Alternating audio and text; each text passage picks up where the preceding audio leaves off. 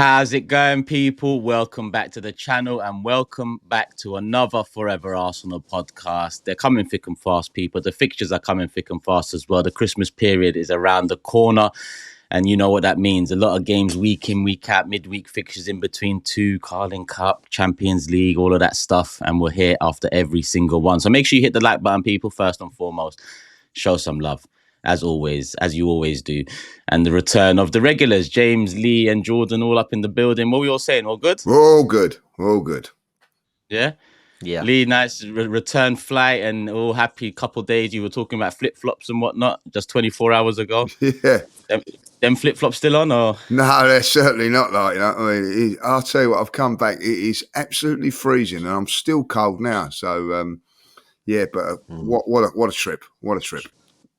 Yeah, what a trip, what a result. Listen, we're going to talk about it all. Obviously, we're going to start with you as you're the resident match goer of the Fourever Arsenal podcast. So big up Lee, James, Jordan, hit the like button. Before we get into it all, as you can see, as you should know, the description, there's a link there. This Fourever Arsenal podcast is sponsored and is sponsored by Manscaped. So Manscaped are bringing you the Fourever Arsenal podcast today. You already know they're the leaders in men's lifestyle and grooming, and every man knows what it feels like to walk out of the barbers with a fresh shape up. Right, Lee? Move on, please.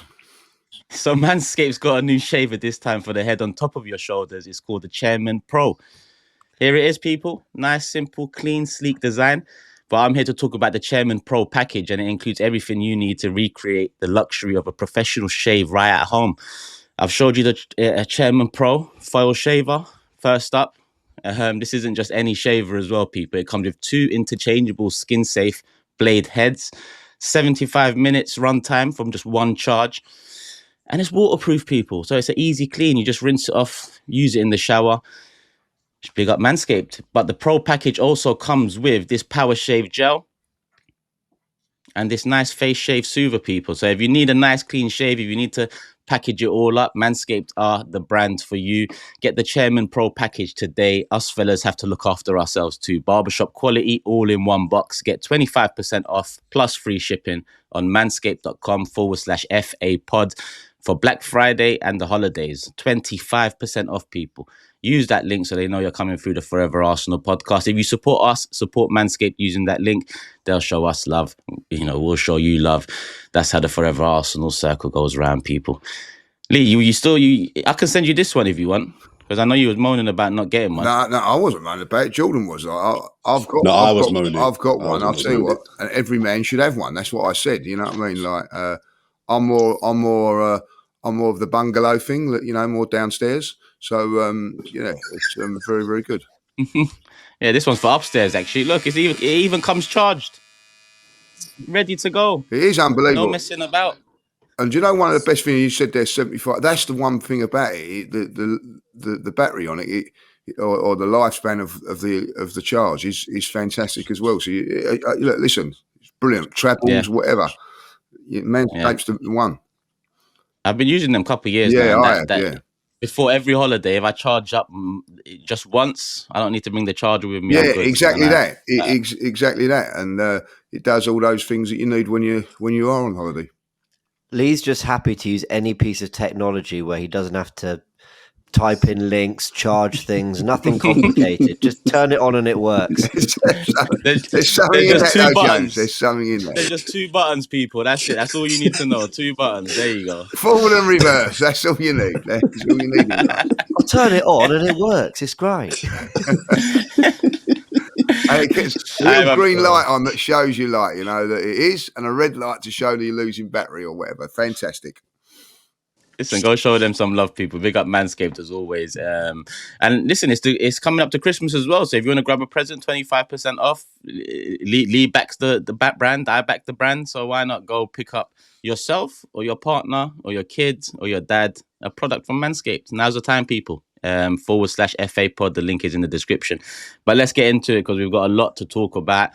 Our best performance of the season, back-to-back best performances of the season, coming off the back of the last international break of 2024.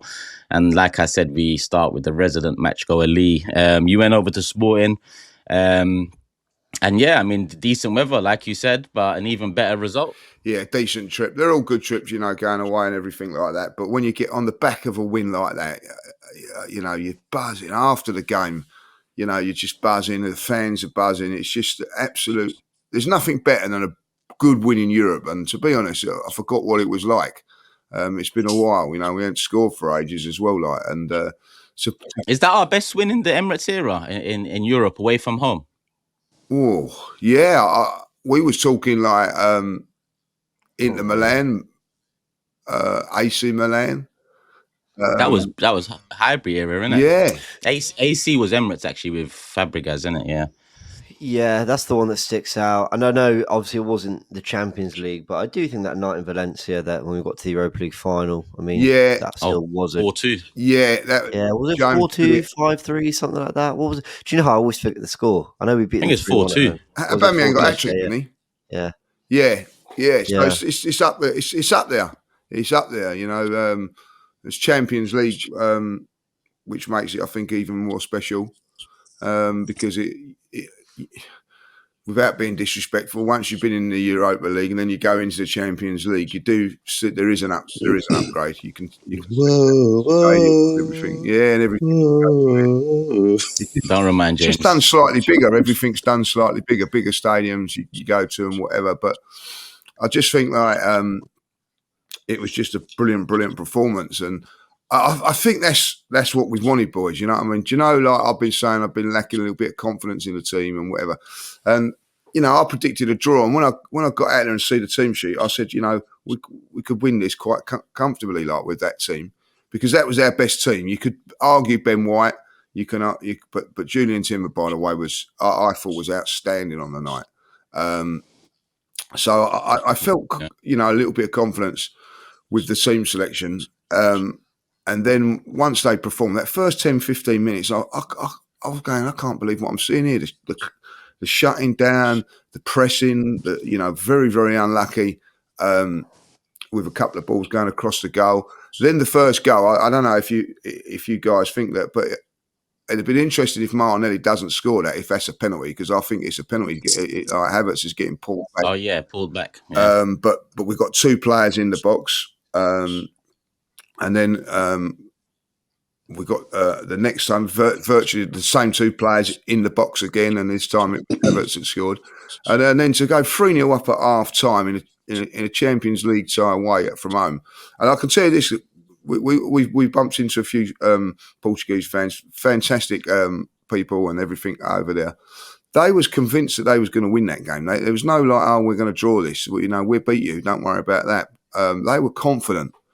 We blew them away, and they couldn't believe it at the end that how good we were. I was talking to one fan afterwards. He said, "I cannot believe how good your team is," and I think that's what we are. On our day, we can play like that, and if we can play like that for most of the season, we'll give it a good go, because that was outstanding. But we're not there yet. It's still another game. That's two now. Two good performances, two good results. We've got to continue it. But atmosphere-wise, outstanding. It was a funny bit in it, like when we scored our second goal, they put all the smoke screens up. We couldn't see for about 5 minutes. It was quite funny of them, but if it had been 0-0, it wouldn't have been with a minute ago or whatever. But yeah, but that just shows you we took the mickey out of them. We really did, and I think the best thing about the game was that in the second half, they put it on us for 10, 15 minutes. They really did. Scored a goal, put it on for us. We rode that and then went again. And I thought it was just a sensational performance for over 90 minutes in Europe. And walking out of that stadium, can't wait for Saturday. A week ago, I was dreading going to Nottingham Forest. That's what the performances can do and results. So it's good to be. It's good to see that and the performances of the team. I don't know. Do you know what? I think Saka got man of the match, didn't he? Someone was saying He did, yeah. Officially, not my man of the match, by the way. But you couldn't argue if we all had different man of the matches. You could give an argument from all. There was so many sensational performances. Good to see, boys. Good to see. Yeah, there was. I agree. James, before I say who stood out, I mean, what was your take from the game? Now we've had usually we do the pod right after the game, the night of or the morning after. We've had another night's sleep with West Ham just a day closer away, but 5-1 away from home against a very good Sporting side. Yeah. Who are in great form. I think people kept saying, I should have checked this, but I think they're unbeaten this season until they face us. Yeah. They've won 11 of 11 in the league, not just unbeaten. They've won all 11. There you go. So, and Gyökeres is the form striker. A lot of people were really interested to see. He's the form striker in Europe. And people were excited to see how we'd cope with him. And I thought Saliba and Gabriel, who, by the way, were dragged all over the pitch into those battles. It wasn't that, we just defended the penalty area well. We pressed Sporting. We really took the game to them. We tried to play in their half as much as possible, which was great to see, which left those two, I think some people are trolling when they say this, but doubters of Saliba and Gabriel will say, yeah, but, they put Partey and Rice in front of them, then they got two centre-backs at full-backs around them, and Arsenal play were in a deep block half the time anyway, which I always think is a load of nonsense anyway. But you saw in this game that wasn't the task. It was you're going to have to take them on individually, and I thought they did so brilliantly, and they were the platform for then Arsenal to go and play their football.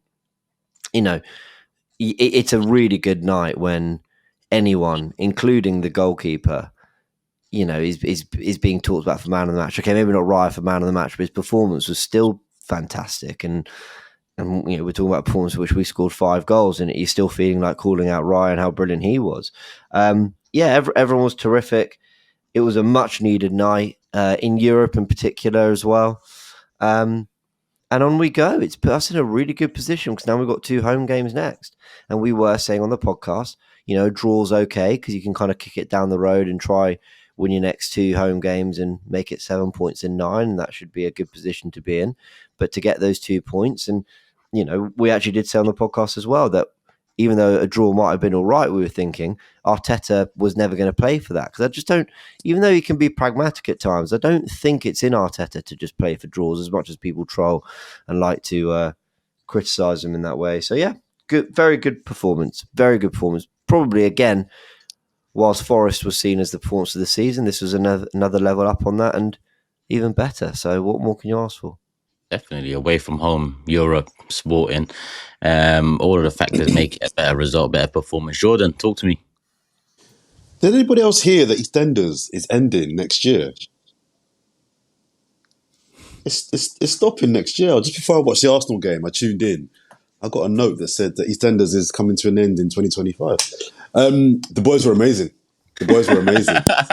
Hey, Lee, talk to your guy. Talk to him now, please. No, I'm not. You know what? Just literally before kickoff, someone sent me a message saying that EastEnders is coming to an end. I was pretty sad. I've not watched it for years. Didn't know that. Next year. Next year's the last year. The boys got to be a wind up, isn't it? How long has it been going? 40 years. Every day. 40 years. Is it 40 years? Every day? Not every day. EastEnders is every day. I remember it. No, I think it's 3 times a week now.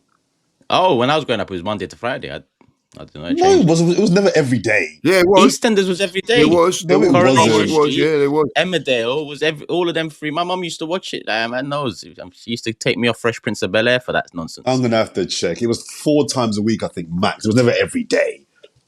No, anyway, it weren't the weekends.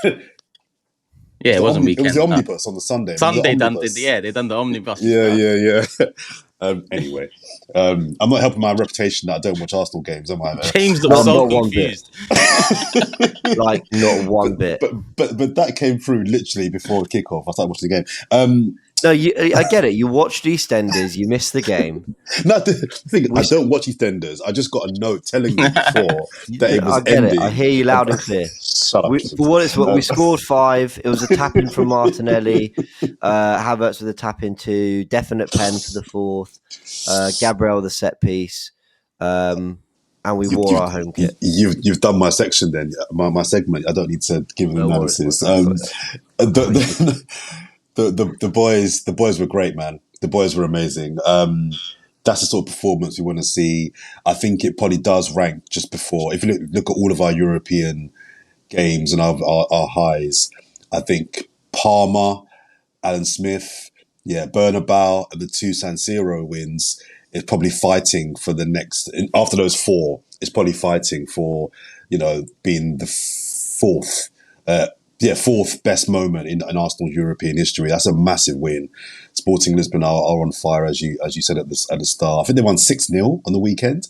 Mm-hmm. I think they won 6-0 on the weekend. So that's impressive. I wasn't really impressed with Sporting, just to kind of put a little bit of water on it, because watching the game, they'd done no homework on us. They clearly done no homework on us. All the things that we are good at, they just let us do. They didn't double team Saka. Everybody knows you double team Saka. From corners, that corner we scored, it's like, have you not been watching us for the last 18 months? Like, what's going on there? And even playing through the middle, we tend to dominate, win the ball back a lot in the middle of the pitch. And they were dilly-dallying a lot in the middle of the pitch. So they didn't do any homework on us. But I think we just kind of suppressed them into submission eventually. And it was a really, really impressive clinical win. 2 things that are really impressing me that I'm really loving. First of all, what the hell is Thomas Partey on right about now? Because at the start of the season, I think we all agreed it's time to move him on. I love Thomas Partey. I really love Thomas Partey. But even I was like, he needs to be moved on. I was thinking about this. Kai Havertz aside, has anybody played more minutes this season than Thomas Partey? He I don't think started anybody every has. Premier League game up until the weekend, in which he still played a second half anyway. I think he's played the most amount of minutes this season for Arsenal. I think maybe Kai Havertz has played more. But I don't know, how do you go from being injury prone to now being possibly our fittest player? I'm loving his run in the team. And Declan Rice's corners and set pieces, I know that's nothing particularly new, but his set pieces are just so good. I've got massive questions. I've always had issues with Declan Rice, or this assertion Declan Rice on the ball is really, really good. I don't think he's good on the ball. I don't think he offers much on the ball technically, but his set pieces, he's got to be up there, not far behind De Bruyne and Trent in terms of his corner kick taken. It's just so amazing. And there's no player that I can really fault in the team. I thought David Raya made 2 amazing saves in the second half, getting down low. I thought he was really, really efficient and just great in what he did.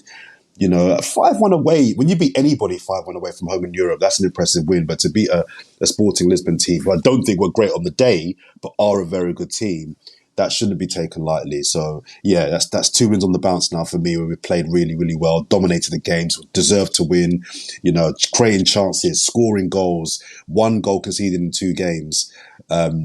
For me is really, really important. And my final point would be, I was really looking to see how we reacted and responded, in particular Gabriel, when they scored their goal. Because at 3-1, if it goes to 3-2, you've then kind of got a game on your hands. But I thought we, and in particular Gabriel, really managed that kind of 8-minute window after the game really, really well. I think Gabriel is a top centre-back, but I'm always a bit nervous about him in a way that I'm not with Saliba, because he wants to win the ball every time. It's like, bro, you can't win every challenge. Sometimes just hold your man up. Sometimes just stand him up. You haven't got to win the ball every time. But I was watching to see how he managed that kind of like 8-9 minute window after they scored their goal. And I think he did it really, really well. And he pretty much had Gyökeres, where he had pronounced his name, in his back pocket at the time that he was on the pitch.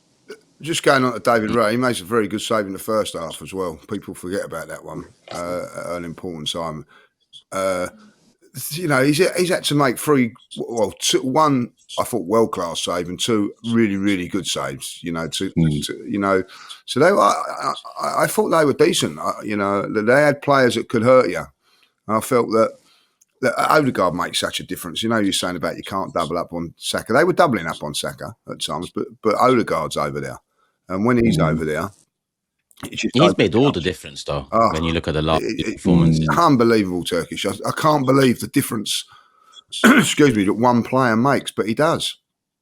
He certainly does. And, even when we needed it, we needed another goal. And that sounds silly, but we did need that 4th goal to really kill it. And he's the one that drives through and gets it. He got a little bit sloppy in the second half, or not sloppy, but he made a few, I think got tired. Made a few little sloppy passes and all that, but and quite rightly so. I think energy levels, his fitness levels, I think have been off the scale considering he's been out for so long. I just think it's amazing. Lee, you're right. It's really weird how seamlessly he slotted back into the team, considering he was out for 2 months. His touch is like just back to the way it was. Yeah, you think you no need a few rushing. games to kind of get that. He's gone back in. You're right. You're totally right. I actually have to give credit to the Arsenal, medical staff, whoever is behind the scenes, because I think one thing that they've done, I've noticed it more in the last year or two, is they keep players away from the team until they feel they're genuinely ready to contribute. I kind of wonder whether Ødegaard maybe could have even been on the pitch a week or two early, but would he have been ready? Would he have been match fit? Would he have looked the same? Would he have been ready for 90 minutes or whatever? And the reason I say this is because there's actually quite a few moments and examples over the year. Go back to Gabi Jesus' 4-month knee injury, and he was suddenly on the bench at Fulham. Not only was he on the bench, he came on and played about half an hour and looked quite sharp. And I think they've done that over the years. I remember Xhaka about 3 seasons ago missed 2 months, came straight back in for a game, and that was it. He was in the team and he played the full 90 and didn't skip a beat after that. And now you're seeing it with Thomas Partey, you're seeing it with Martin Ødegaard, you're seeing it with Jurriën Timber as well. These are players who actually, Bukayo Saka, who didn't start the Bournemouth game, didn't play against Shakhtar, but when he came in against Liverpool, looked electric. And that was a total of 3-4 weeks out the side. I think there's clearly something where, players in terms of are they fit in that, can they play and they won't get injured? They probably are maybe ready, and I'm just guessing here, but they might even be ready a week, 10 days earlier than we're seeing them. But are you bringing them back at a point where they're genuinely ready to contribute and at the levels and match fitness, which is very hard to replicate in training? It really is game time that gives you that, but there's clearly something they're doing where they're bringing these players back and they're genuinely ready to contribute immediately. And I think credit to them, because we do have injuries, and we have had injuries throughout the season. Some saying that it's not as bad as we're making out, but we have had numerous players who've had problems. Marino's another one. Marino was out and then came on against PSG and has basically been a part of the squad ever since, playing some significant minutes here and there. So fair play. Like, they can't help that we've got injuries, but when you got them, manage them right, and it seems like they are. Calafiori's another one's come back from injury and slotted in really well in the last couple of games as well. Played the last 2 games. That's it. Starting them, high intensity, important matches. So there's clearly something there. So credit to them.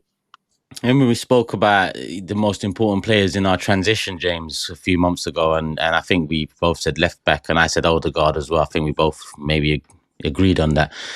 But he just wants the ball from everyone, whether the left backs got it, whether the centre backs have got it, whether Partey's got it. He's always trying to form that triangle wherever it is on the pitch. And at times that does cost us in the attacking third, because he might not always be there when you want him to be there. But look how much better we play with him there. And the players around him play better too. Forest with the same, sporting the same. I think Partey does deserve to be spoken about. I think Gabriel deserves to be spoken about, amongst others, Timber as well. But 2 games back now it's actually 3 games back with the Chelsea one. But we look so much better. The question before was, does one man fix this? And by fix this, I meant the form we was on, the performance level we was on. But it seems like he has. Or is it that Arteta's a lot more confident releasing the handbrake with him in the side? Because it does feel like a bit of the handbrake's been released as well, especially in comparison to that Chelsea game where Ødegaard did play. Yeah, but then I actually still felt the Chelsea game we created quite a few chances. I still think there were 3 or 4 chances in that which we could have won the game.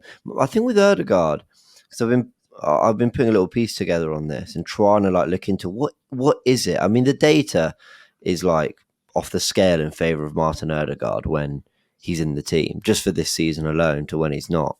But also, sometimes it's football and certain things are applicable at any level. And one of those things is that you just feel confident when you've got the best player on the pitch on your team. And I think Saka makes runs because Ødegaard will make the pass. And I think players attempt passes into space because they know he'll come out with the ball. And when you do that and you've got the opposition thinking, do you remember that little moment against Forest where he demanded the ball and I think they thought they'd won it, but he just flicked it past a defender or a midfielder who'd come to press him, and suddenly the game had opened up. And I think when you've got players who can do that and have that talent, I think it just, the confidence flows through you because you see it flowing through him. So here's a bastard question, guys. If you had to be without one of these two players for the entire season, who would you rather be without? What are you talking about? Saka or Odegaard? I think they could equally be as damaging. Yeah. I don't know if one works as well Sit on without the the other. fence. Come on. It was a great question because we were talking about, we actually were saying the same thing. Who's our most important there as player? Is it Odegaard or Saka? We didn't go as brutal as that. We thought like one out of who's our most important. But do you know what? I'd probably say Odegaard because Saka relies a little bit on service. You got, you know, and you can see. Oh, I don't know about that. No, because not as a player, as the position that he plays. You know, as a wide player, like, you know, I think that, you know, a striker sometimes is only as good as his service. He's one of the front three. You can stop getting the ball to him. I know it's very difficult, but I think with Odegaard, I think that he just makes everybody tick. Where Saka probably like is in a position, it's the role that he plays more. And so, you know, listen, I think if Odegaard was out all season, I would probably put Saka in that position. You know what I mean? Because I think that he could do that. I'd go the other way. And it's a tough one, but I'd go the other way because I'd feel sick without Saka. Exactly. Imagine Saka in this without Saka in this attack. I mean, Odegaard, at least Nwaneri is that shining light that you know he. Whereas if there's no Saka, we're looking at Sterling for the season. That's it. I prefer Nwaneri. Yeah, but Odegaard is probably our most important. They're on par. Could we say they're on par? No. Yes, you can. I lean to Saka. It's a crappy question. I just thought it'd be a bit of fun. You know what I mean? Because Odegaard's getting a lot of plaudits as like our most important player, and I think we can see when he's not in the team how important he is to us. But I just was thinking to myself, but Saka is as close to a match winner as we've got. I don't think he is a match winner, but he's as close to a match winner. Do you know what I mean? He was brilliant again yesterday, on Tuesday, by the way. He was brilliant. Mm-hmm. Always driving at the fullback. He just looks. You know, I know he plays a completely different role to Martinelli in the way we play, but he's just a constant threat all the time. And at half time, I was thinking he could do better. You know what I mean? Like, I just think, you know, he's so good. I rate him so highly, like, you know, and pressure penalty. It was a pressure penalty, boys. It was. I don't know how you was feeling in the studio. And you look at penalties yesterday from top players missing them. I had no doubt he was not going to score that goal. I don't know how you feel. I just know that I was so confident. And the actual penalty was a fantastic penalty. It was a brilliant penalty. It was a brilliant penalty. I know, like, you should score penalties. Penalties are a lot harder nowadays than they were 10 years ago. Definitely 20 years ago, because of all the data that goes on them. And you've got, you know, you can't be just... Years ago, you used to have players that just drill it one side and that was it, like, you know, and nowadays you've got to vary it up, and his penalties are varied. Keepers are bigger as well now. Is it? Yeah. I mean, humans are bigger now, aren't they? Is it? Yeah. Definitely true. What? Well, humans are bigger. Look at goalkeepers in the 60s and the 70s. And look at the goalkeepers now. Most of them are monsters. Yeah, I wasn't going back to 60s, 70s. I have no idea if any of this is 90s, true. They were monsters as well, though. In the 90s, Schmeichel and Khan wasn't tall, was he? He was more, but he was still a... Seaman wasn't huge. Buffon wasn't big. Casillas wasn't huge. Yeah, Casillas, yeah, I mean... The Irish goalkeeper from Newcastle, he weren't that big. Humans are bigger. Yeah, Shay Given weren't massive. I don't know. I've always thought goalkeepers have always been big, to be fair. But maybe that's what I thought, man. Jordan just come with some, I don't know. Look at him.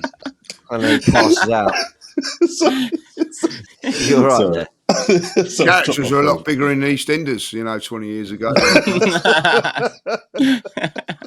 Netflix should buy it. They should buy EastEnders, the rights. But on that subject of most important player, I can't look past. I think Saliba, we already know, is in that conversation. We already know this, but the fact the set pieces have become so important, and the center of those set pieces are Gabriel when it comes to putting in the back of the net. He is as important. I think Partey this season in midfield, no one touches him in our midfield this season in terms of level of performance and consistency. So it's hard to pick out one player, even though Odegaard and Saka would be the ones because they're the attacking players. We've got a lot of important cogs around the team. That's what makes me worry sometimes, because although we have depth, some of these players in that starting 11 are so important. It's hard to see past. When you got I our actually best think team out, you can see it's Turkish. I agree with that. I agree with that. The levels from that performance was levels above the Forest game. If I'll be really honest, it was. And but what was also, and then when you're playing at that sort of thing, is it a coincidence that when the players then are coming on, that they're contributing as well because it's so well-oiled machine? I don't know. Nothing's breaking down on it. That the substitutions coming on, everybody's saying, "Oh, the substitutes." But all of a sudden, they're doing well, aren't they? Looking better when they're coming on. Is that because it's so well drilled and well organised? But Lee, I think that's what we are. I think for a few years now we've been an insanely well coached side. I mean, to the point where we've been a part of 2 title races this season. Okay, we're way off it, but we were expected to be a part of it, and actually still expected to claw our way back into it in some way.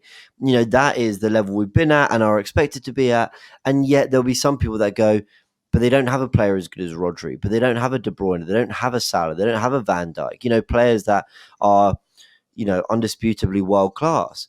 And I think the reason Arsenal have been at that level is because I personally think we do have a couple world class players. But do we have difference makers? Do we have match winners like a De Bruyne, like a Salah?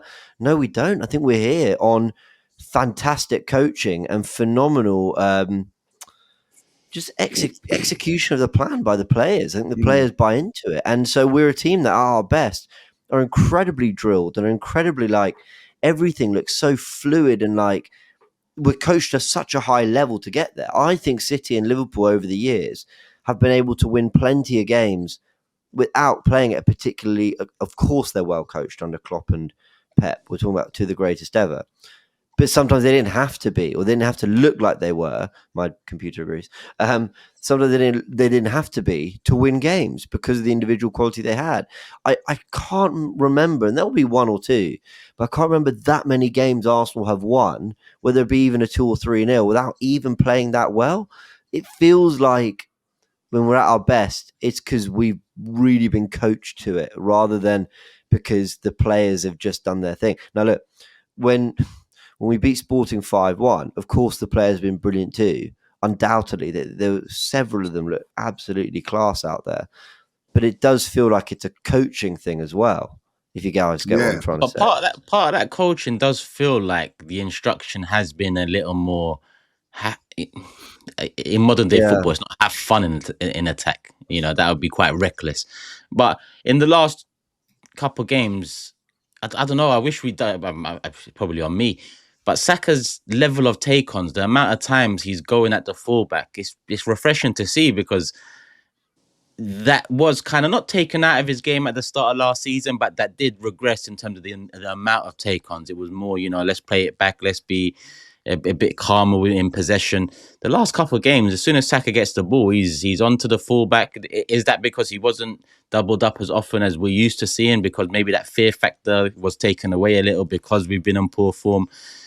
There's a few things there, but maybe I should have looked at the numbers to see if Saka's numbers are different the last couple. But he's mixing up his game. I mean, look how often he's getting in behind now.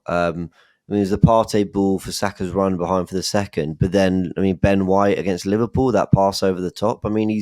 He's finding other solutions to get in behind defensive, not just trying to do it himself. And actually, if you look at the positioning on that first goal against Sporting. It's Ødegaard who's out on the touchline and Saka and Timber a little bit more inside. So that gives Saka a different dimension. Same with the opening goal against Forest on the weekend. Ødegaard has got the ball instead of Saka trying to move wide to find the space. He's actually attacked a space more centrally, maybe because he backs Ødegaard to get the pass right. But we've been calling for actually Martinelli more than Saka, but it's true of both of them, to get into more central areas because we keep talking about needing goal scorers. A little part of me thinks if those two played under Klopp in the, with the traditional really kind of narrow front three, I think those two would get 20 goals a season each because I think they're good enough goal scorers, have a good enough instinct for it.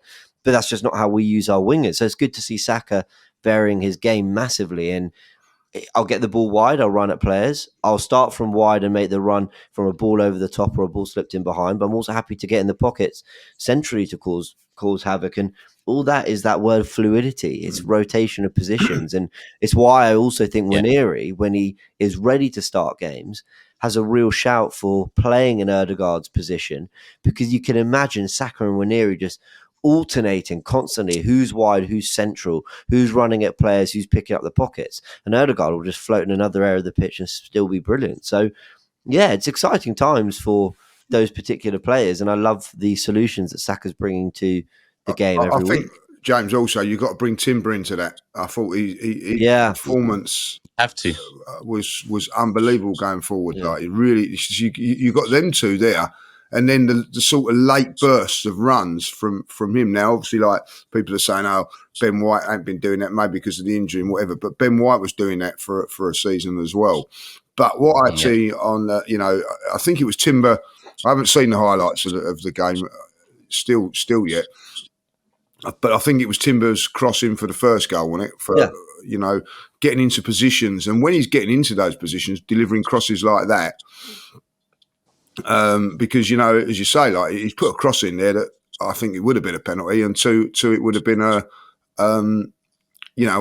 tap in for either as it was. So, but I thought his performance was sensational down that right hand side. It really was, defensively as well, solid. But the runs he was making.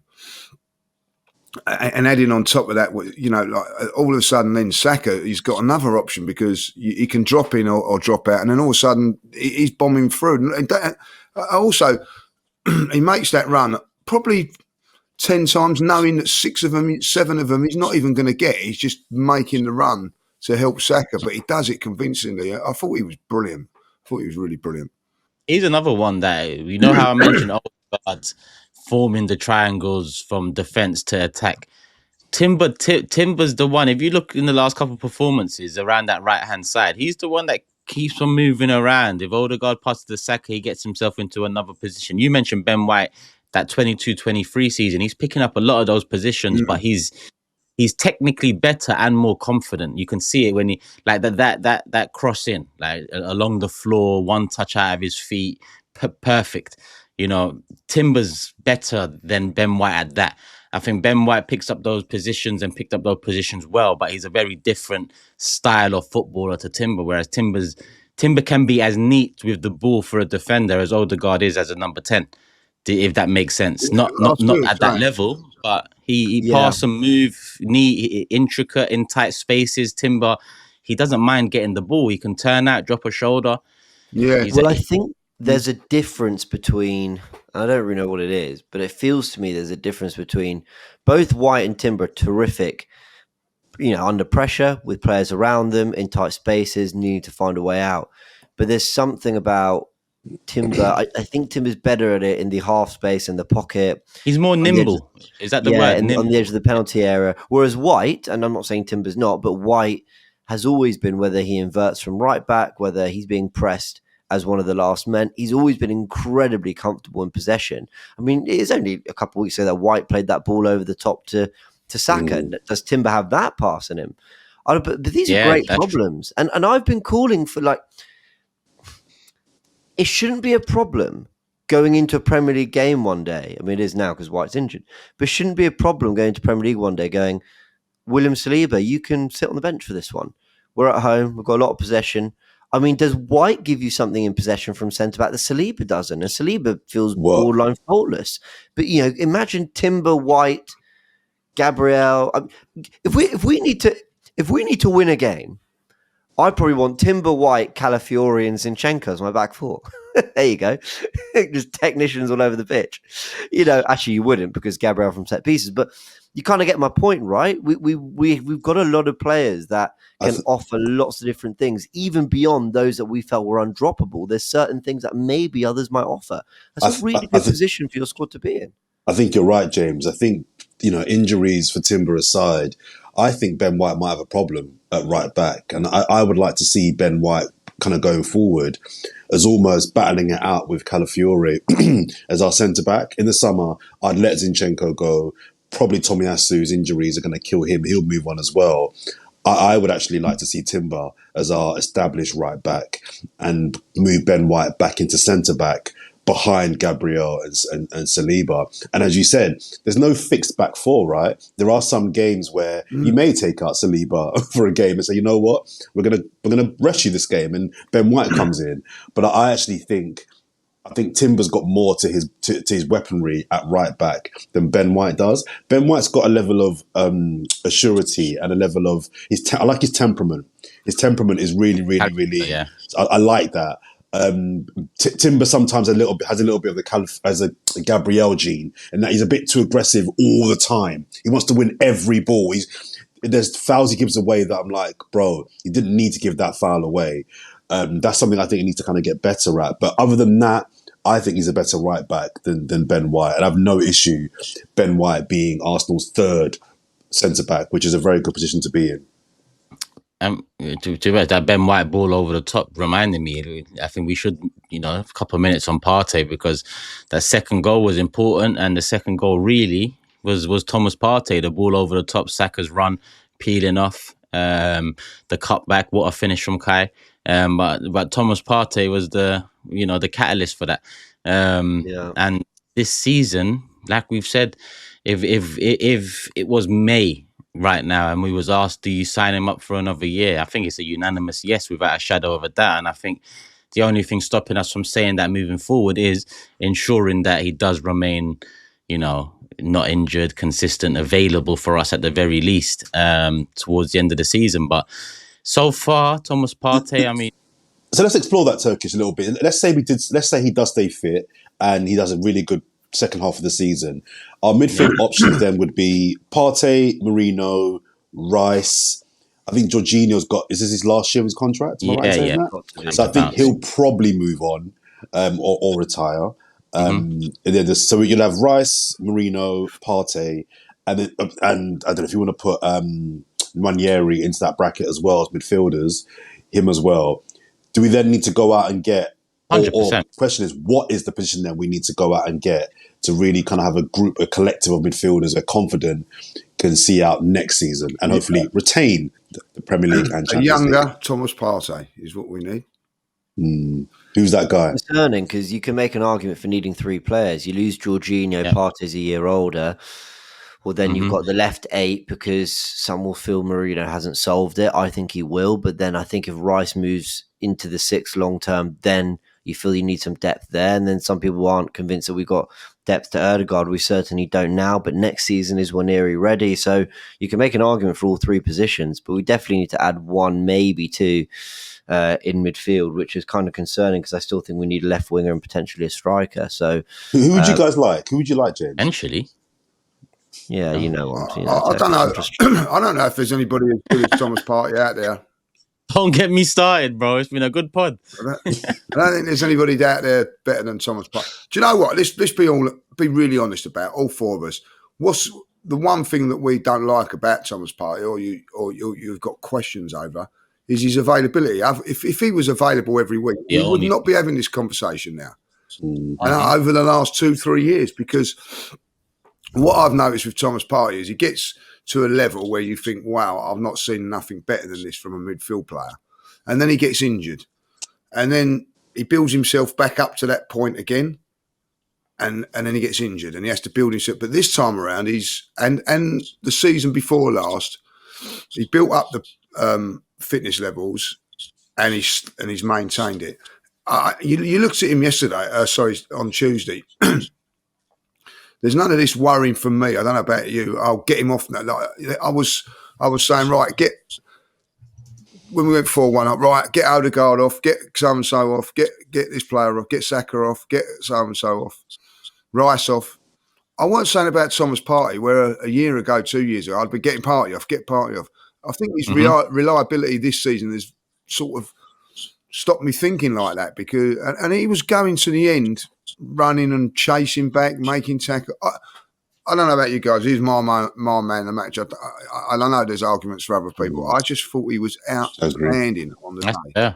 I just thought Odegaard for me, but I mean, he was brilliant. There's something about Partey and his kind of like quite languid style, because actually when you watch him, sometimes when he's not on it, you can feel like you're like, where's the intensity, man? But actually the intensity is there. There's always a commitment to everything that's got to be done. It's more when it does click and when he is playing his best football, he just kind of strolls through it. You know, he can look sort of a level above most on the pitch. Yeah. You've got him in that form. You've got Odegaard in that form. By the way, I thought Rice was much better in this game. Definitely. The set piece was brilliant, but I also just loved the areas he was popping. And I feel like with Odegaard playing, he plays that role a lot more freely than anyone else we've asked to play in that position, you know, our sort of hybrid right 8/10. And there were moments where Rice was making underlaps and attacking the right 8 to support Saka because Odegaard had just picked up another position. So the midfield is functioning the best it has for a long time. You know, I wondered whether long term it was a case of Rice going back to the 6 and Marino, who I keep saying, I think Marino's look good. People keep telling me, I don't know what you're seeing. I think there's a player who's looking pretty good there. But the current midfield 3, you can see why Arteta's going for it as his starting midfield 3. And as in terms of, you know, in terms of profiles, you've got a real balance there with all 3 of them too. So yeah, you'd imagine it's going to be the same against West Ham, that midfield 3. Do you? Yeah, I don't think. Yeah, I'm with James. Yeah, I don't think he'll do anything different. Do you know I have questions over whether Kai will start against West Ham? I actually think, I don't think he was bad. Probably a 6 out of 10. I know he got the goal. I didn't love Kai's performance against Sporting. I thought he was fine, pretty good. And I thought Jesus, I don't know. Listen, I don't know. Jesus, to be fair, wasn't probably much better than that against Forest. But yeah, I don't know. I'm interested about that position in particular. Then we go make a tea while you lot discuss this. What about Trossard? You know, did Martinelli do enough? Again, I know Martinelli got the goal. Both of them got a goal, but both of them did very little off the back of it. Hopefully the goals they got, the tap-ins they got, leads on to more goals moving forward, because that has been the question mark with both, in my opinion. Just more output. Not impressed. More output. Let me not talk, man, because I'm getting pelters for this. I'm not impressed, guys. Calls at half time from Lisbon after tapping. So let me not talk about this subject too much. No, I'm with you, Turkish. But go on, James. Go on, you go. Well, it was, you know, guys, I'd still be giving them 6 or 7s out of 10 for those performances. I just think literally everyone else, I think, was an 8+. Maybe Calafiori was a 7. But like, I just think everyone else was on another level. And that's what's concerning, James, though. Sorry. Well, I tell you what's concerning: the numbers, the amount of our attacks down the right. I mean, it was like we went down one side. I mean, guys, we won 5-1 in Lisbon. Let's not, let's not find too many negatives in the performance. But there was certainly something about it that, if you're really dissecting grey, what went right? Well, we've talked about loads of the performances. What went wrong, if anything went wrong, which it probably doesn't when you win 5-1 in Lisbon. But it was a bit like, we filtered everything down one side, really. That's probably the only thing I'd say. Yeah, and then the left side's on the end of it. Yeah, true. So, you know, maybe there's something in that, like, both, as you say. But I think you said on the watch, I was saying to James, because we was watching it at half time, that you said that either Martinelli or Havertz could have scored both goals from, if it weren't one, it was the other on both of those occasions. So they both got in there as part of the remit, I suppose, to do it. Like, we're always going to go down the right-hand side more than not, because it's built to do that. And I look at it and I think that there are times when we can go down the left side and we come back and go down the right hand side. I noticed that on that game because we was right high up, so you could actually see it. There was a couple of times Saliba could go to the left, shuts back and goes back onto the right. And I remember in coaching at times in football, you always used to say like, go out from where you've come in. Like, so if you're on the right hand side, get it out to the left hand side. If you're on the left hand side, get it to, Arsenal don't do that. They seem to go, oh no, we'll keep it down the right side and build because they've got the confidence of those sort of players. But I think that I thought Martinelli looked dangerous in the first 20, 25 minutes. I thought that first 25 minutes we was really, really good all round the pitch. It's really unbelievable. Right. We get 5 goals and we start and after the game, people criticising, we still need a goal scorer. Coquerez, we should still sign him and things like that when we've won 5-1, which I do agree. I think also a lot of criticism for him. I thought he was dangerous, by the way. I thought our central defenders had to be on their guard all game. I like that. Lee, I wasn't... You criticised. Sorry, go on, Tim. Huh? You criticised. There's people who are on fan cams afterwards criticising, we still... Yeah, because that's the whole, let me protect what we got, so chat shit about the one that people want to come in. That mentality is crazy from some Yeah. I just think you've won 5-1. You should be embracing what's going on. It's fine. Like, it's fine. I personally, I'm not. I think he's a top striker, and I think he'll get a move, and I think he'll bang. I am in the Isak camp. I didn't like about him from that game was his policy seemed to be just shoot from anywhere as hard as you can. Just shoot on sight. And I'm like, bro, like there seems to be no guile or finesse to his game. And I think he's good enough that he will get to move to a top European club and bang goals. I like him. Yeah, but if you're asking me who I want out of him and Isak, for me, it's not close. I get what you're saying, John, but you have to look at it. Look at if he had the service that he had at Arsenal, would he be doing that? I thought he was dangerous. He looked dangerous all the game. Havertz is a completely different player. This is what I don't. The comparisons of getting a shot. Havertz is a player that brings players into games. That's what he does. I don't know. People won't look at it, but it's his pass that releases Odegaard for the penalty. That's the sort of things that he does. He's not the weakest part of Havertz's game is his goal scoring. Other things that he does, he brings into players and whatever. I looked at a centre forward yesterday. On Tuesday. That's complete. He's more. I'm not happy if I'm assisting. I want to be scoring. And I think that listen, it's great when you're winning 5-1 and all that. And I do get this, and Turkey should probably be one to say it's games like Bayern Munich. It's games when you're 1-0 down or it's 0-0, and you need. That's the attitude. That striker's attitude is the attitude that you need to go into those sort of games. Do you know what I'm saying? When you're getting service and things like that. But I think at 0-0, Havertz would be still quite happy to be on the edge of the box, creating all that. Where you want someone that's I want to be in there. Don't get me wrong. For the first two goals, Havertz is exactly where you want him. And we get the goal, but I don't think he's got that killer instinct. I think, do you know when you get centre forwards, and I'm not saying they're right or they're wrong, that you win 2-1 and they've not scored. They're happy that you've won. Don't get me wrong, but they don't sleep properly. You know what I mean? Like I think Havertz, if we win 2-1 and he's assisted, he'll sleep as well as he has done if he scored or he's not. But certain forwards, they're not happy when they're not scoring, and I get that. We haven't got that in our locker, but I don't think that's what Arteta wants. I watched it. He wants someone linking up play and doing things like that. I don't know if that sort of player would suit Arsenal, where I think maybe what you're saying, Jordan, is that if Isaac's coming, he would probably still suit that play, wouldn't he? I think Isak suits our system better than he's more than Gyökeres. More than Coquerez. I agree with that. After watching, and he's a better finisher. I've not seen a great finisher at Arsenal up top since Van Persie. I mean, but Aubameyang was a good finisher, but I'm talking about someone who's a 1 in 2 in front of goal. Give me 2 chances, I'm banging one. I can really stroke it into the bottom corner. I see Isak as the guy that can do that. I don't. There's something about Gyökeres or Gyökeres, what you pronounce his name. I like him. I just think there's a lot of brawl and power, but I just didn't see any real guile or any real. I don't know. Maybe it's the league he's in, the team he's playing for. but he's got a Maybe good it's finishing. that. He can finish. He can finish. He can finish. Spectrum of finishing. Like, he can finish. And do you know what I will say about him? If that was Havertz up front against our two, I don't think he would have got the shots off that he did.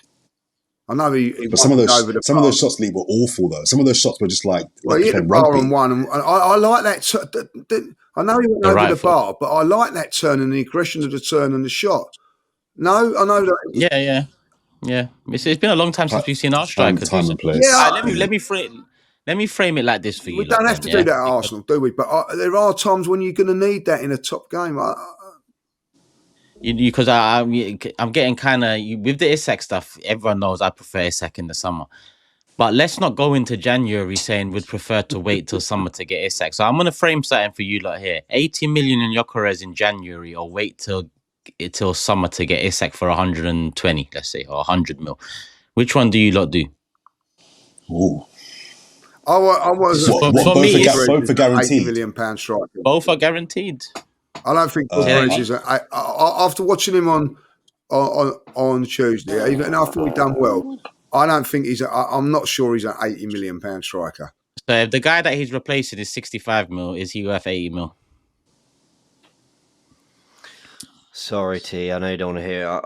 I would wait for Isak. I think I'd wait as well. Yeah. You lot are used to throwing seasons down the pan. It's all right. I think I'd no wait. worries. He's the better player. I know what he's the better player. Who cares? If forget the better player, if one can take us over the line this season, I don't give a shit about the better player. If we were within a point of two of Liverpool going to January, or we were even top, then I'd hear it. But already 9 points behind, like as of when we are right now. 1-2 though. Imagine we was 5-6 points away and we signed a striker, one of the hottest properties in Europe in January. Surely that. But sorry, that's just my opinion. Yeah, I think it's a great debate. I think I just love Isak. I think he's like. I think what are you talking? He's an Arsenal player, isn't he, James? He's an Arsenal player. 115 million. They're saying that's what it's going to take. Plus, it's a big. It's a lot of money. I don't know if Arsenal can go there. Well, after making profit in just this summer gone, I hope they can go there. Yeah, I know you're saying, but 100. Lee's been a good podcast. Don't piss off Turkish. It's been a really good podcast. No, I know. 151. It's a lot of money. I get. It's a lot of money. I also think Isak's just the better player. Like, do you remember that bit of skill for Newcastle away at Everton where he's just dancing along the goal line? Like, there's just like, it's not just. I mean, it's will Gyökeres' goals translate to the Premier League? Maybe. I actually think they probably would. But Isak's shown he can score goals in the Premier League. Scored a great header against us. So if you're talking physical profile, well, he's not a battering ram like Gyökeres, but he's still tall. He's still very athletic, superb technically.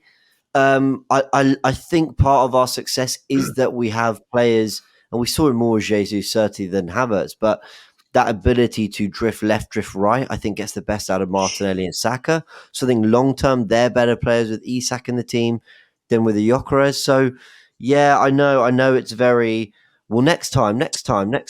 But I think Isak's a very special case, and I would, if you said Gyökeres or who else, Kudus in the summer, and I love Kudus, I think I'd say Gyökeres now, because I'm just very convinced that would make a big difference. But Isak is a striker. He could play across the front three and all the talent. He's the guy. He's the guy to James that we should be doing a deal for now for the summer. That deal should be getting lined up now. That should be our big summer signing. Get that deal pretty much wrapped up now for May. Is why I just think there's an opportunity this season to do something. We wait till May and sign Isak, happy days, and then we watch Man City sign Musiala and watch Liverpool sign someone as well, and then we're like, Isak might not take us over the line. What's the difference between January and then in the summer? Then why can't we go for him in January? Make it happen in January. If that's why we got to wait till the summer. Oh, But I mean, Isak, yeah. I mean, Newcastle was just they're to not going deal to with sell them in him. January would be difficult, I guess. But I'm with you. I wanted us to go for Mbappe in the summer, so Isak in January is not. Jeez. It's not. Yeah, I know Yeah, you say it's difficult, but if you put the money up, is it They can keep him difficult? back. I They don't can know. keep Mbappe now. By the way, No, Oh I think God, how Newcastle. bad was he yesterday? By the way, he's finished. he made the wrong move, man. I told everyone he would have been Henri reincarnated here, but here we are. I'm well, watching him you miss. know what? He's a shadow of the. He's not. He's a shadow of the player that he was. It's unbelievable. Maybe you're right, I Julie. think he stayed a couple of years too long in Ligue 1. I think those couple of years Yeah. settled him a bit too much in a league that's nowhere near as competitive as it should be. Not the player I've seen 2-3 years ago. No, Maybe he's Liverpool peaked. keep on Wouldn't rolling. write him off though. Wouldn't write him No, off. you can't write. People writing him off. He's definitely going to have a successful career at Real Madrid for sure. But it just hasn't started off well.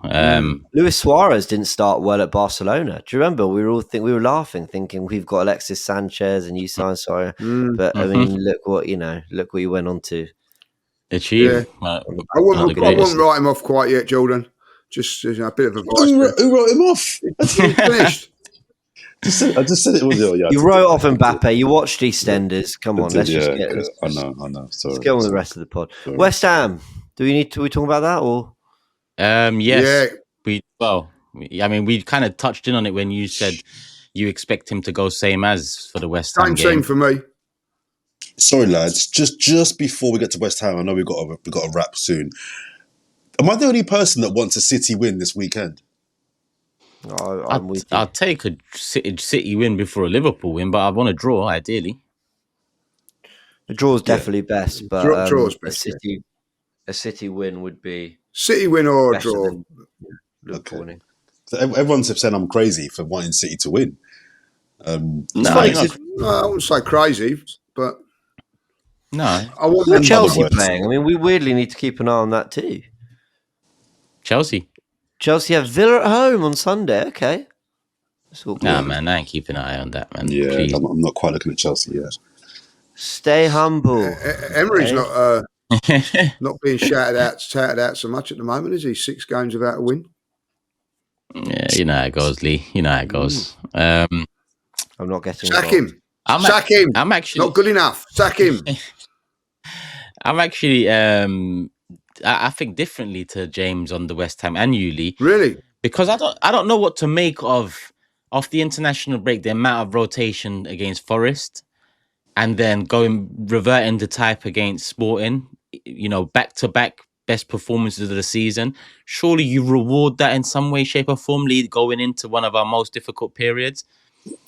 I don't expect it to be the same team as Sporting, I'll be honest with you. I think there'll be at least 2 changes in there, or 2. I think same midfield, but I think Trossard will come in. Maybe Trossard. I think he made a lot of those changes because it was Saturday, Tuesday. So a lot of our games ain't. If you ever look at them, they're like Wednesday. And I think because it was a quick turnaround. But I think it's like you've got a few days off now to recover and all that, I think Trossard's done well again. I don't like his attitude at times. I'm sorry. I didn't celebrate the goal much, did he? And I know we're 5 up, but, I think he is a little bit up. Maybe I understand it, a little bit peeved that he's not. He should shut the hell up and get to work and be quiet, man. The hell's wrong with him, man? He done the same shit at Brighton. Don't be doing that sour face that he does. Yeah, I don't like that.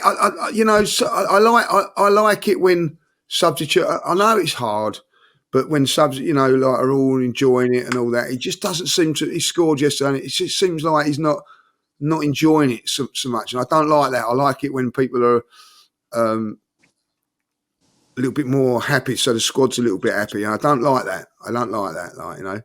Since he's been here a year and a half, he's had 3 opportunities to make that left wing his 3 different opportunities. Now, I think off the back of the second one in the last season, Arteta reverted back to type going into this one. So it's not like he lost his left wing space. Martinelli was just the preferred option going in. But 2-3 games in, Trossard's back in. So he can look as upset as he wants.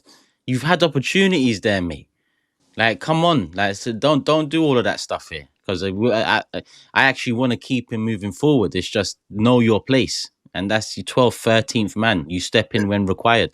In his defence, Yeah, I think so just so in his defence, after the game, because you're locked in, the players that have not played come out and do a lot of running. Trossard did come out and they were singing his name and he's waving and all that. I just be a little bit, be a bit more happier when you score and enjoy it. You know what I mean? Us fans are enjoying it. Just enjoy it with us. To be fair, though, if that's very much just an on the pitch thing, it helps him fuel a good performance. Like the way he came on against Villa with a point to prove, getting the goal and played magnificently, then I don't mind that. But you're right. If it kind of spills into his everyday, which we have every right to ask that question. I mean, he didn't leave Brighton on the best of terms, did he? So I think we're right to ask the question of, is there more of a problem there with him in terms of, maybe not being the happiest with the lack of starts and being sort of rotated in and out for Martinelli in particular? But I don't know. Arteta's got no time for an attitude. So I think if that's if that's a problem, then I think it would be. We would know. I think we would know more. But maybe he just comes on the pitch just thinking like, right, let me just show you all. Yeah, he did. He was another Trossard that received a lot of criticism for once again being asked to do a role that doesn't come naturally to him. Now, we probably put blankets around these players too much and look after them a bit too much. But he's out of position. But I do think with this Arsenal team, there is something about these players that when you do the way our system works and everything, when you do kind of move some of the pieces around, you do see players' performances drop quite a bit unless they're like the very best in the team. Now, maybe that's a system flaw, maybe that's something wrong with our player. I don't know, but yeah, I understand why he maybe feels like he has some critics to silence. Yeah, I get that. And like you said, if you're using it as motivation on the pitch, spurring him on, fine. Let's just hope it's not anything more than that, because like I think he's the best 12th man in the league. I think, you're very reliable as someone coming in, not just as a sub, but coming in to start games here and there as well. Let's move on to the prediction side of things. I'm going to bring out the prediction table. Contrary to popular belief, I want the Arsenal Fan TV social media team to make sure you listen to my prediction this week, please. Yeah, because you put me predicting Sporting to win, and I got absolute pelters, and I'm one of two people on this podcast to predict an Arsenal win. Hence my point on the board there. Oh, you thought I was wrong, did you, Lee? I thought you. No, I know you went 2-1, didn't you? Yeah, I know you did. Arsenal, yeah. I know you did. I know you did. Like when that third goal went in, I was delighted. But yeah, I know you did. But you was like me. I think you changed it around a little bit, didn't you? 1-1. Yeah. Yes, you're right to do that. Like, that's the only thing I would have changed my. When I see the team, I would have changed my prediction. But there you go. Oh, yeah. Jordan got another point at the top, extended his lead by a point on James. So Jordan's got 20, James has got 18, Lee's on 16, I'm on 15. 5 separates bottom to top. I'm pulling away, lads. I'm pulling away. He calls it pulling away, but he's never been involved in a race before. So what does he know? Game week, what? 12? Yeah, long way to go. Long way to go, Jordan. Yeah, it is. It is. Also, it's Christmas, people, so I'm gonna want my Arsenal shirt soon. Oh, you still haven't, bro? That's about to expire. I swear to you. What's the expiry date? Is it the end of the? You think I've just parked off your money? It's got to be done before. It's got to be done. No, it can't be done now because Christmas Day put everything up after Black Friday. So it'll have to be January sales. You've got till January. All right. I'll buy you the kit from 2 years ago, bro. Sports Direct still stock them, man. I was going to ask if I could wait for the next kit. I don't really like any of these. I'm at the mercy of the year of shit kits. What can I do?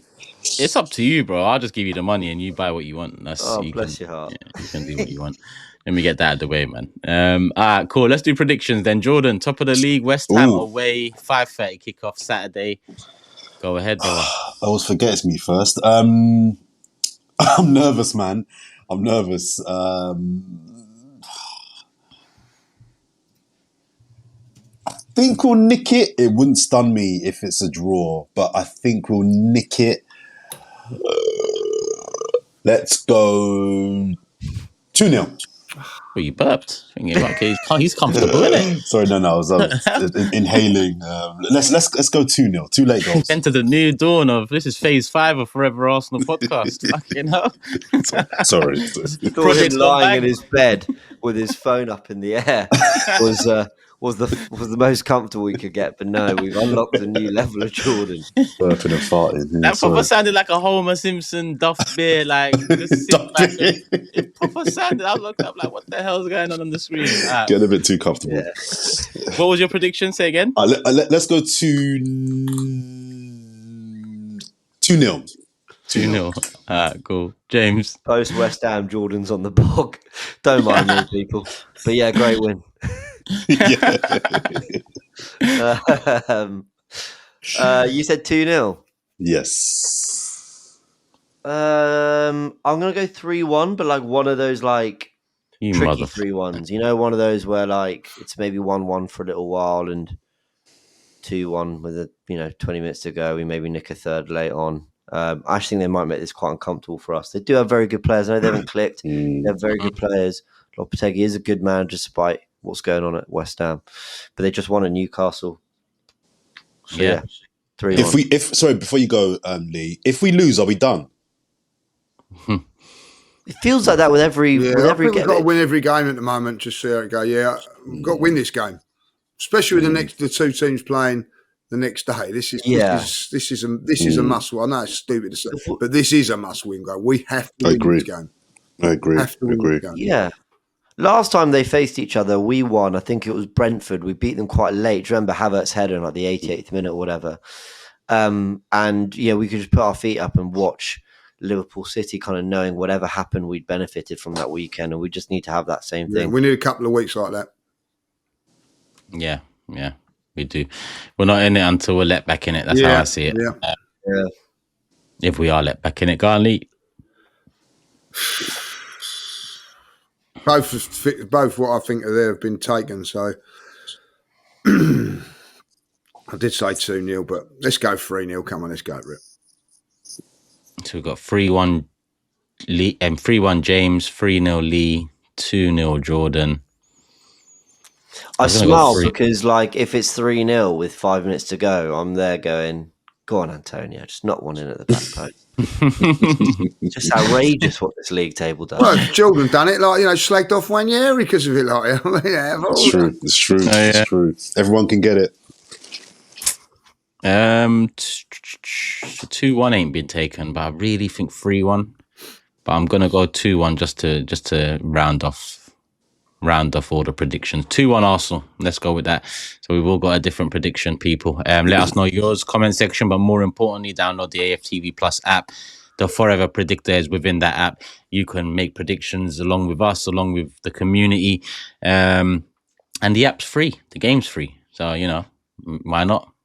Go on the app store or whatever you use for the Android and just download the app. It's nice, easy, user interface, calm, and just make your predictions, people. Let's move. Comments of the day. Are we all good? Are we all ready? Mm-hmm. Is it on Mom's laptop or whatever it was last? No. I'm back. I'm professional again. I'm on it. Say no more. Say no more. I'll just kick off because there was obviously I'm sure you guys have all got Lee getting picked up on another one of his Shakespearean versions of the English language. But a lot of people also commented on the fact that they thought that I was being really rude, saying like when we're doing a podcast, I'm never ever looking at you guys. I'm always doing other things in the background. I'm always typing. I just wanted to say that, they're right.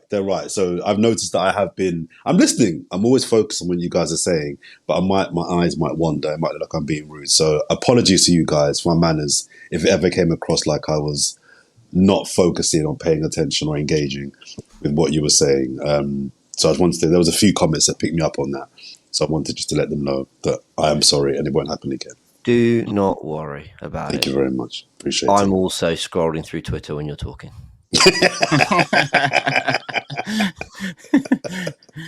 Prime reading material. Fair play. My one's from Tevin. Big up to Tevin Mwangi. Hopefully I pronounced that right. He says, "What a win, boys! Good to see my guy Turkish smiling. I don't like an angry Turkish because I believe deep down he loves the current crop, but they need to get over the line. The best podcast this season for sure. Shout out to all the boys. Come on, big up Tevin." He's got a flag there as well, but I should have done research on the flag. I don't know this flag off the top of my head. Black along the top, red across the middle, green across the bottom, and then there's Black, green, there's red. a symbol in the middle. Definitely Trying to somewhere click. in Africa. Yeah. That's that Cameroon? No, that Cameroon. And there's a what in the middle? A symbol, but I can't tell from here. It's an emoji, so it's very small. Did you say it goes black, red, green? Yes. Wait, black, red, green. Yeah. With a white line in between them. Oh no, sorry. No, I thought I'd found it, but no. Okay. Quick Google. But all right, mine is from Rahana Ray, who says this performance was much better than most or every match we've had. What a dramatic difference one player makes. And I'm convinced, Lee, that you called him Coquerez earlier, but I just let it slide. Coquerez, Cucurez, I don't know what his bloody name is right now. I mean, I I know just when wanna I leave say this Jordan's getting it wrong every I time. was That's right. just We'll going let to that say, slide. to be fair, I butchered his name as well. I got his name wrong I too. think So most it's people not, butcher it's not his just name. Lee. Yeah, but Coquerez, come on. maybe it's how it's pronounced. Maybe the comment says, well, actually, James. And I'll go, okay, fine. But anyway, yes. Yeah, it's a dramatic turn of events for Arsenal. Much better. Listen, everybody's got that one, but I've changed my one there. I'm going to stick up for Turkish on this one because I see this comment and it says Turkish seems to have a lot invested in us doing badly. Put him in, like, then he's on put him on like Lee, let him on path on learning. Listen, I just want to put it out there. I've known Turkish for very long. We banter, but I know that if we lose, me and Turkish are on the same page. We don't like losing. Devastating when Arsenal lose. There's no way on God's earth does Turkish ever want Arsenal to lose a game of football to make him right or wrong. There are people out there that are like that, but let me tell you, I've known this guy for a long while, and I know that he's not one that's like that. And listen, me and Turkish will banter each other, and we'll have a laugh.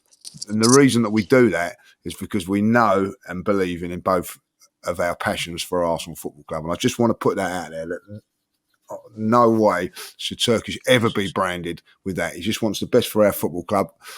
We've probably want the same things, but in different ways. But at the end of the day, I'm not having that.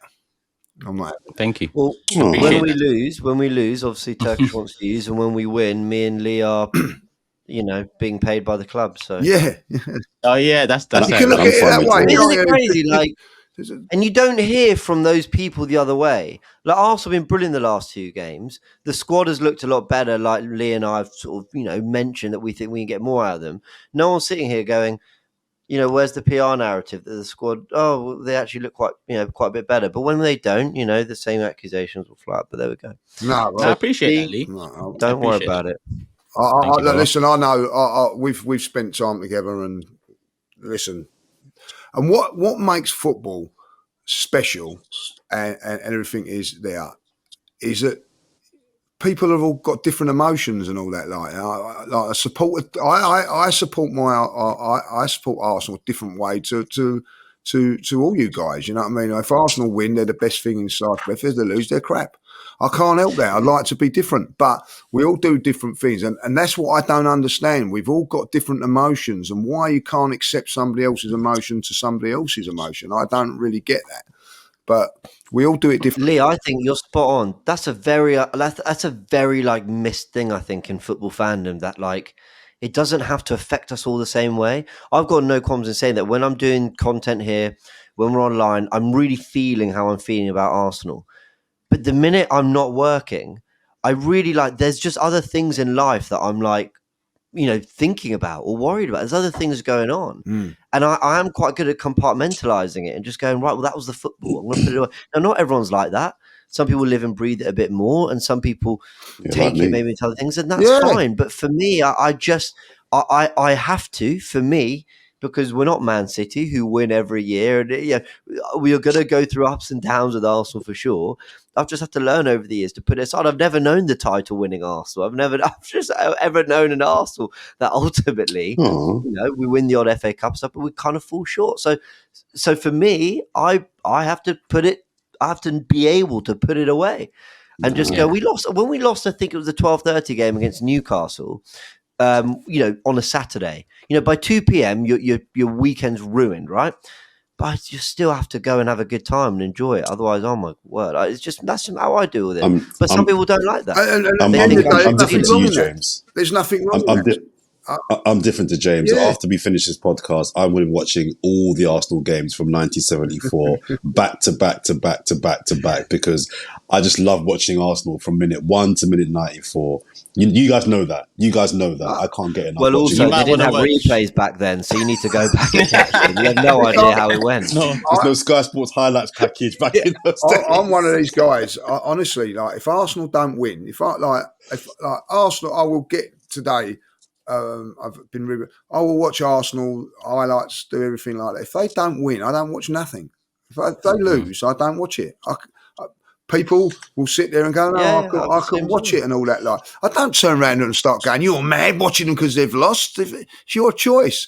You know what I mean? Like, and I tell you what is a great thing about when you go away with your mates to a European tour or a trip away, you see different reactions. Different how people, I'm up all night. I'm buzzing after that game on you know what I mean? Like, but other people just go, yeah, that's a great win, and go to bed. You know what I mean? Like, and I think, well, come on, let's get out. What's going on? But that's how people are. And to criticise people like I don't understand it. I really don't. In all seriousness, I've got work to do. So can we wrap this podcast? Yeah, this is meant to be work now, mate. But yeah, we enjoy. Lee, love for that. James, Jordan, love as always. Community, come on, love for the love. Hit the like button. Have we hit 1,000 likes yet? Have we? Check. Hit it if we haven't. And don't forget, people, big up Manscaped. They're sponsoring this show. Here's the little carry case I didn't show you before. Manscaped there, big them up. We got the Chairman Pro, and in the package, we got the Power Shave Gel. We got the serum as well, people. I'm going to send that over to Jordan as an apology for his late meeting. But he keeps us late more often than not himself. So it is what it is. Love for the love, people. We're at peace.